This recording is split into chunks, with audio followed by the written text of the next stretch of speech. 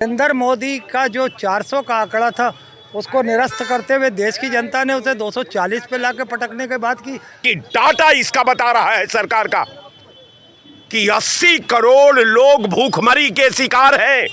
3 kilo गेहूं और 2 kilo चावल पर जिंदा है।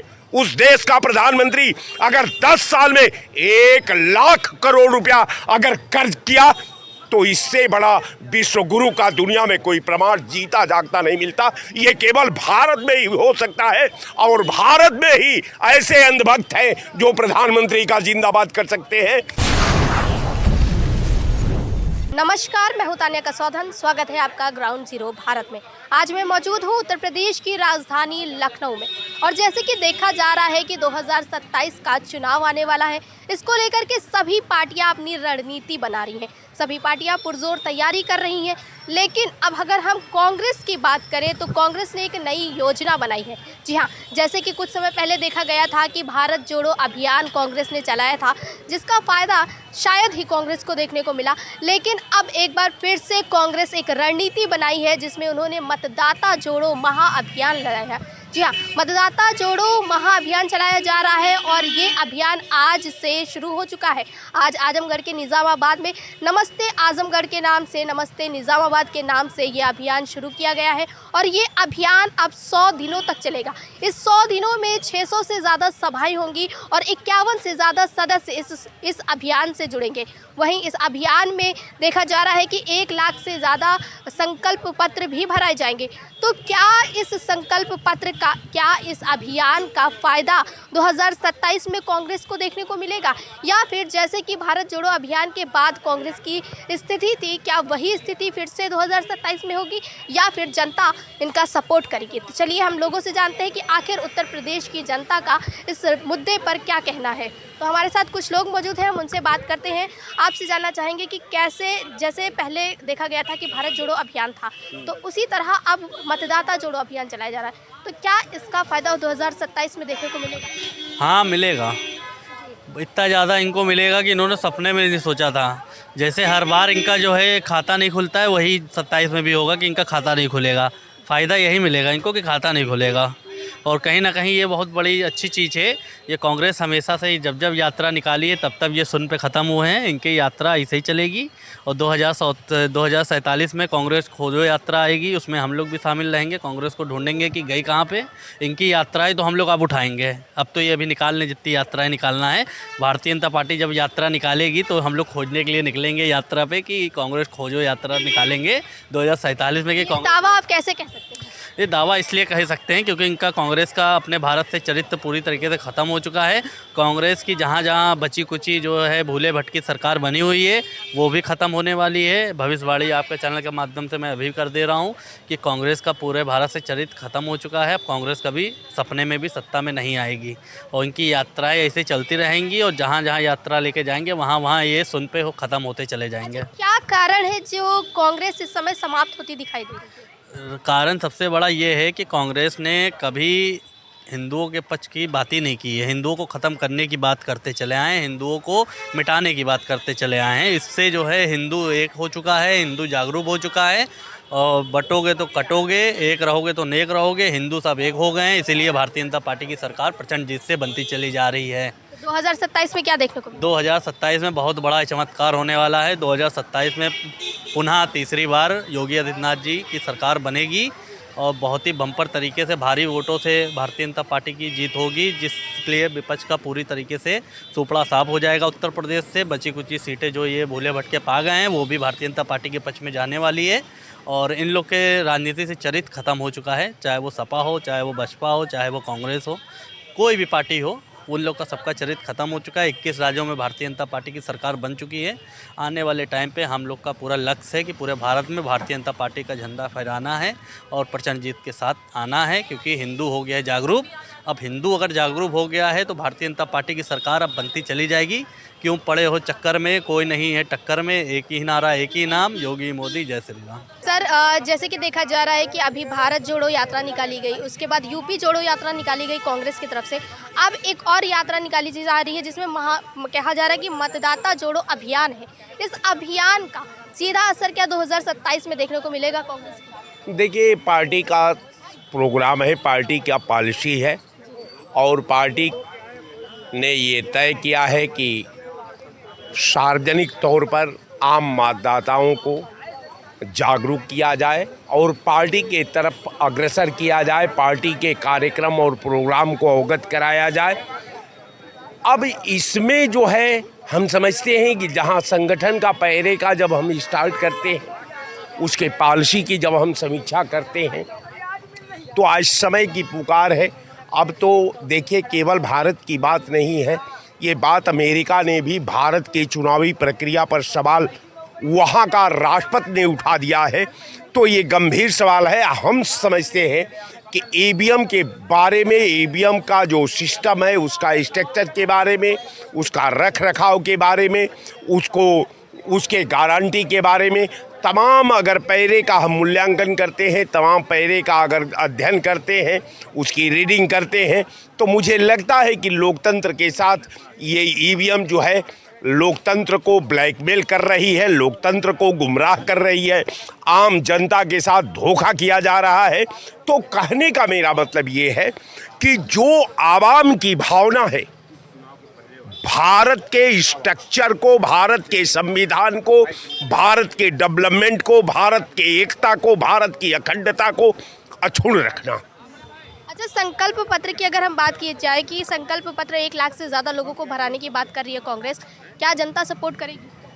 पूरी जनता, आज जनता जो है हिंदुस्तान की पूरी कांग्रेस को आकर्षण भरी नज़रों से देख रही है। आज जनता ये मान रही है कि कांग्रेस विकास का नाम है, कांग्रेस सद्भाव का नाम है, कांग्रेस जो है भाईचारा का नाम है। तो कहने का मेरा मतलब ये सबसे बड़ी बात बिल्कुल कर्ज की बात है। मैडम ने कहा भाजपा का कहीं ना कहीं उनके दिल में दर्द है। मैं आपके दर्द पर मलहम लगा दूं कि 17 प्रधानमंत्रियों ने 56 लाख करोड़ रुपया कर लिया था, 17 प्रधानमंत्री ने, और एक प्रधानमंत्री ने एक जो 57 लाख करोड़ रुपया भारत पर था उसको 1,57,000 कर दिया। ये कर्ज का कांग्रेस है और ये कर्ज मुक्त भारतीय जनता पार्टी है। ये भारत जलाओ पार्टी का नाम भाजपा है। लीजिए, आप बात करिए, बताइए क्या कह रही हैं। इनके सवाल सबसे अधिक कर्ज लिया भी तो कांग्रेसियों ने, सबसे अधिक कर्ज लिया कांग्रेसियों ने। भाई जब आपने कर्ज लिया है तो अदा भी आप ही करेंगे ना। भाई हमने बैंक से लोन लिया तो कर्जा भी तो हम ही देंगे। बल्कि इस सरकार की नीतियों को देखना चाहिए ना कि हमारा कर्ज का स्तर कहाँ जा रहा, हमारे देश में विकास का स्तर कहाँ जा रहा। अभी हम कुंभ की बात करते हैं, कुंभ में जो व्यवसाय किया सरकार ने, शायद एक फैक्ट्री लगा के खड़ी कर देते तो इतना व्यवसाय न कर पाते, है ना। ये आप मानती कि नहीं मानती। अब हम मुद्दा आता है हमारा विषय का। अभी कांग्रेस यात्राएं कर रही है लगातार, अभी ये यात्रा, अभी अलग अलग नाम से यात्राएं करी पूरे भारत देश में। कायदे से तो यह है कि कांग्रेस लड़ाई लड़ने के लिए 2 साल पहले से तैयारी कर रही है। 25 आया है, 27 में लड़ाई लड़नी है, लेकिन अभी से मतदाताओं को जोड़ा जा रहा है। लेकिन हर मतदाता जागरूक है, उसे पता है हमारे किसकी सरकार में मेरी भलाई होनी है, कहाँ हमको न्याय मिलना है, कहाँ हमको क्या करना। 2 साल पहले तैयारी कर रहे हैं। मैं आज आपसे कह रही हूँ, आप 27 में से दिखाइएगा। आज से वो अपनी यात्रा चालू कर रहे हैं मतदाताओं को जोड़ने के लिए। 27 में रिजल्ट आएगा, फिर कमल का फूल खिल के हो जाएगा। उसका कारण ये है कि जनता जागरूक है, वो जानती है किसने हमें कर्ज में डाला है कि आज हमारे पेट में पल रहा है। यदि कोई बच्चा भी है तो वो भी वो गर्व से हमारे देश का कर्जा लेकर पैदा हो रहा है। आपका कहना है कि जो कर्जा है वो कांग्रेस की देन, वो कांग्रेस, और यदि उसे कोई समाप्त करने में किसी में कैपेसिटी है तो जिस तरह मोदी ने महिलाओं को हर जगह उद्यम से, एक दिन यही मोदी ही किसी अन्य पद पे आएंगे जब ये देश कर्ज मुक्त होगा।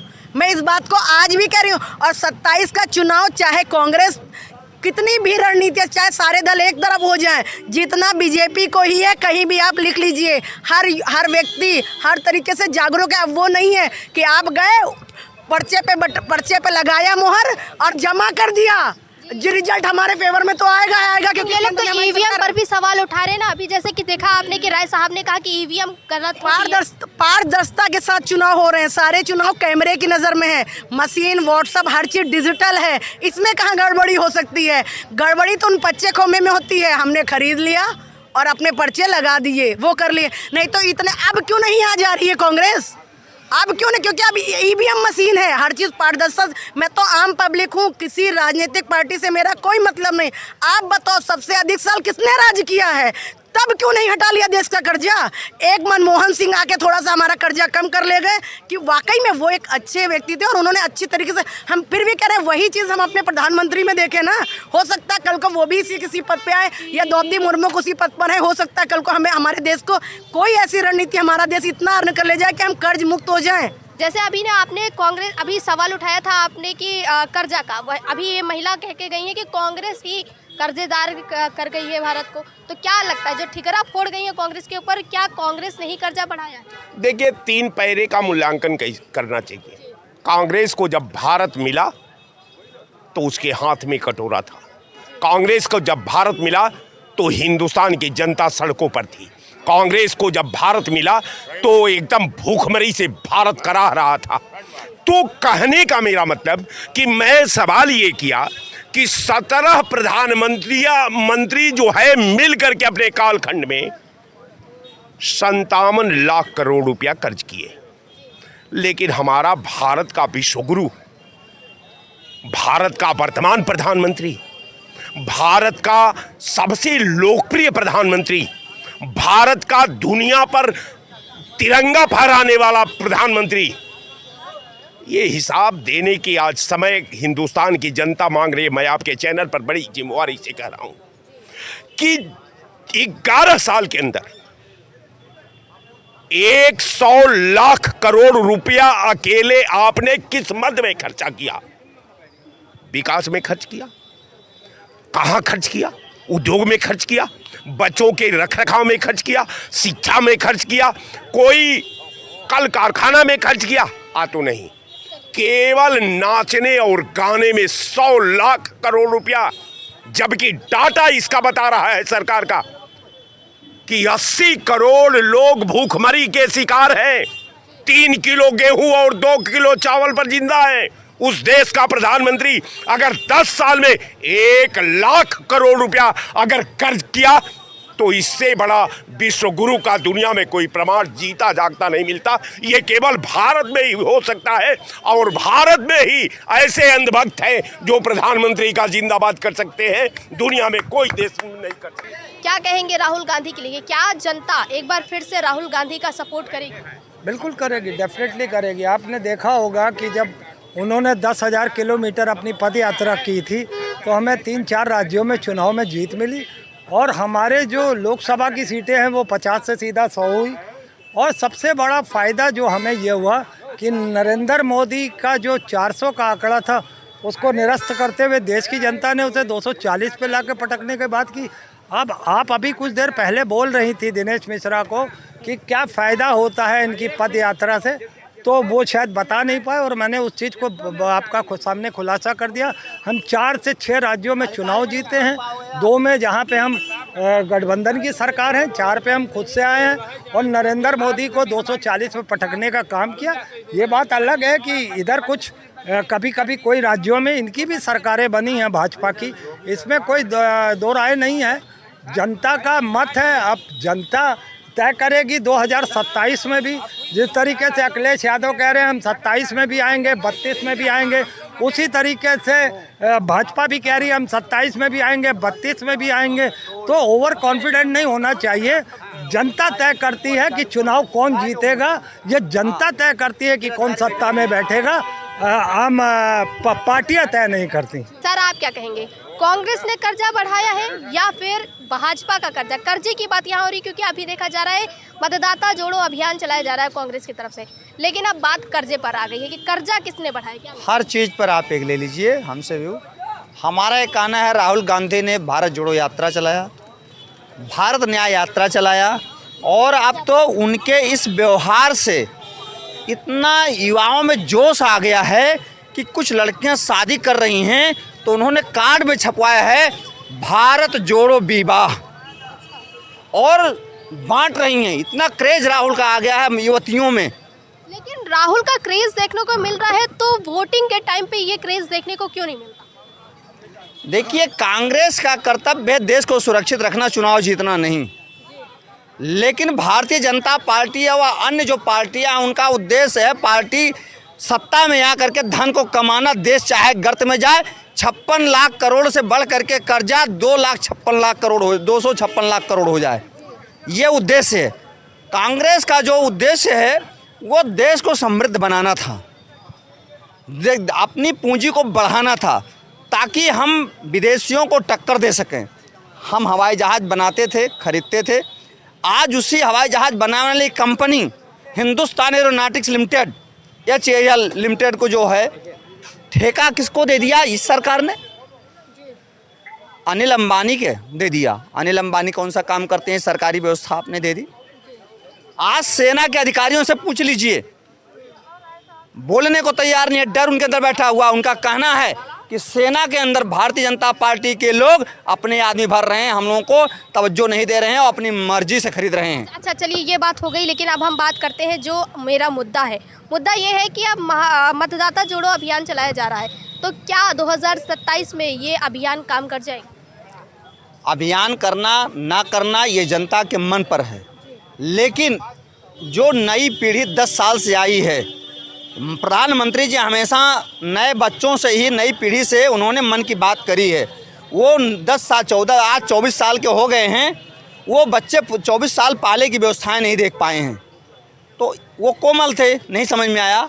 ये वो जो नए मतदाता बने हैं, जब उनके पास जाएगा तो हम भारत की आवश्यकताएं बताएंगे, समाज की आवश्यकताएं बताएंगे और भारतीय जनता द्वारा समाज के लिए किए गए कार्यों का उससे मिलान कराएंगे। तो वो पढ़ा लिखा तबका ज़रूर समझेगा इस बात को, और निश्चित तौर पर अपने रोज़गार की दिशा के लिए, अपनी शिक्षा व्यवस्था के लिए, अपने माँ बाप की सेवा के लिए, अपने आने वाली पीढ़ी की चिकित्साओं के लिए, उनकी शिक्षा के लिए क्या व्यवस्थाएं की जा रही हैं, स्कूल क्यों बंद किए जा रहे हैं, नए IIT वगैरह क्यों नहीं खोले जा रहे हैं, ये सब चीज़ें ले जा कर के हम बढ़ाएंगे कि वोट हमें क्यों देना चाहिए। क्योंकि तमाम लोग नोटा को वोट देते हैं, तमाम लोग वोट देने ही नहीं जाते हैं। गरीब तबके के लोग वोट देने जाते हैं, अमीर तबके और मध्यम वर्गीय लोग वोट ही देने नहीं जाते। वो कहते हैं क्या फ़र्क पड़ता है यार, वोट दे ना दें, तो हमारे लिए तो कोई कुछ करता ही नहीं, हमें तो खुद कुआं खोदना और पानी पीना है। तो इस बात को जागरूकता करनी चाहिए, और इस जागरूकता के लिए भारत में ब्रांड एम्बेसडर बनाया था अमेरिका ने, जिसमें $2 बिलियन वो एवरी ईयर्स देता है मतदाता को मतदाता बढ़ाने के लिए देता है भारत में, जिसके एम्बेसडर, ब्रांड एम्बेसडर रही हैं स्मृति ईरानी जी। और उसमें बड़ा घोटाले की बात अभी प्रधानमंत्री जी कर भी रहे हैं। 11 साल से हैं, 11 साल से जो पैसा है वो किसके खाते में गया, प्रधानमंत्री क्यों नहीं खोलते? उनका जो है फेरा है, क्यों नहीं उसको बताते कि किसकी चैरिटी आया और क्यों कहाँ खर्च हुआ, और जो कार्य वो आतंकवाद में खर्च हो रहा, तो आतंकवादी को पकड़ क्यों नहीं रहे हैं? इसी बात को भारत जोड़ो, वो भारत मतदाता जागरूकता अभियान में कांग्रेस और अन्य पार्टियां लेकर के जा रही हैं, ताकि लोग जागरूक हों। वो $2 बिलियन जो हर साल आता है भारत में मतदाता बढ़ाओ अभियान के नाम पर, जागरूक करने के नाम पर, वो पैसा कौन खा रहा है, कहाँ जा रहा है, सरकार के खाते में आता है, क्या हो रहा है? सर आप क्या कहेंगे, ये जो महाअभियान चलाया जा रहा है, मतदाता जोड़ो महाअभियान कांग्रेस की तरफ से, क्या इसका फ़ायदा 2027 में कांग्रेस को देखने को मिलेगा? देखिए, इनकी यात्राएं जो हैं बहुत निकल गई। अभी इससे पहले जो है भारत जोड़ो यात्रा थी, अब ये मतदाताओं को जोड़ने के लिए यात्रा चला रहे हैं। अब 2027 में इनका जो आखिरी यात्रा होती है 100 यात्रा, वो कांग्रेस की 100 यात्रा निकलने वाली है। क्यों निकलने वाली है? 2022 में प्रियंका गांधी जी आई थी और एक नारा दिया था, बेटी हूँ मैं लड़ सकती हूँ, और उस नारे से सिर्फ 2 सीट लेके आई थी, याद होगा आप लोगों को। और उत्तर प्रदेश की बात कर दी जाए तो यहाँ 37 साल से 30 और 7 37 साल से कांग्रेस की सरकार नहीं बनी है, तो आप कैसे सोच सकते हैं कि यहाँ कांग्रेस की सरकार बन जाएगी? लेकिन कांग्रेस के अंदर तो अभी भी वो जज्बा है ना। जज्बा कहाँ है? आप बताइए। इन्होंने एक ढकोसला गठबंधन बनाया, गठबंधन बना के ये यूपी में लड़ते हैं, 37 सीट पाने के बाद हनीमून पैकेज पे चले जाते हैं। फिर वही दिल्ली में चुनाव होता है तो अखिलेश यादव जाके कांग्रेस के खिलाफ केजरीवाल के पक्ष में वहाँ पे जाके प्रचार करते हैं। तो ये आपस में ही लड़े हुए हैं। ये जो है आप बता रहे हैं कि अखिलेश यादव की आपने बात की, तो क्या 2027 में ये पार्टियां एक साथ फिर से नजर आई? बिल्कुल नहीं आएंगी, क्योंकि ये सब जो है एक दूसरे को मूर्ख बनाने में लगी हैं कि हमारी सीटें कैसे ज़्यादा आ जाए। आप देख लीजिए, लोकसभा चुनाव में 37 सीट आई, उसके बाद 6 कांग्रेस की आ गई साथ में। अब ये जब सीटें ज़्यादा आ गई तो ये सोच रहे हैं कि कहीं ऐसा ना हो कांग्रेस आगे बढ़ जाए, सपा सोच रही है कहीं ऐसा, कांग्रेस सोच रही है कहीं सपा ना आगे बढ़ जाए। तो ये सोचा कि हम तो आगे बढ़ गए, फिर दिल्ली में जाके सोचा कि कांग्रेस को डाउन कर दें। केजरीवाल के साथ सपा मिलके जो है उनका समर्थन करती है। अब देखिए वहाँ केजरीवाल की सरकार चली गई। तो ये इंडिया गठबंधन जो है 27 में नहीं रहेगी। और ये जो सीटें जो इनकी आई थी समाजवादी पार्टी की, 2 सीटें कांग्रेस की थी, 111 सपा की थी। अब हमको लगता है सिर्फ 17 सीटों पे समाजवादी पार्टी 27 में रह जाएगी। तो देखा आप सबने कि कैसे उत्तर प्रदेश की जनता का कहना है कि जो कांग्रेस की तरफ से मतदाता जोड़ो अभियान चलाया जा रहा है, इसका कहीं ना कहीं असर देखने को मिलेगा 2027 के चुनाव में। जैसे कि देखा गया था कि पहले भी कांग्रेस के द्वारा भारत जोड़ो यात्रा निकाली गई, भारत न्याय जोड़ो यात्रा निकाली गई, उसके बाद यूपी जोड़ो यात्रा निकाली गई। तो जिस तरह से ये यात्राएं थी, वहीं अब मतदाताओं को जोड़ने के लिए ये अभियान चलाया जा रहा है, जो कि अब 100 दिन तक चलेगा, जिसमें 600 से ज़्यादा सभाएं की जाएंगी। तो देखते हैं कि इसका लाभ देखने को मिलेगा कि नहीं, क्योंकि उत्तर प्रदेश की जनता का कहना है, कुछ लोगों समर्थन में है बीजेपी के कि हाँ बीजेपी ही आएगी, लेकिन कुछ लोगों का कहना है कि कहीं ना कहीं इसका असर 2027 के चुनाव में देखने को मिलेगा और जनता जागरूक है, वो राहुल गांधी के साथ आएंगी। तो क्या होगा 2027 में, ये तो आने वाला वक्त ही बताएगा। लेकिन उससे पहले सवाल खड़ा होता है कि क्या कांग्रेस एक बार फिर से गठबंधन के साथ, जी हाँ इंडिया गठबंधन जो कि बिखरता हुआ नजर आ रहा था, क्या उसके साथ चुनाव लड़ेगी, इस पर अभी पर्दा उठना बाकी है। तो देखते हैं कि 2027 में क्या होगा। तब तक के लिए जुड़े रहिए ग्राउंड जीरो भारत के साथ। कैमरा पर्सन रमन के साथ मैं तान्या कसौधन, लखनऊ।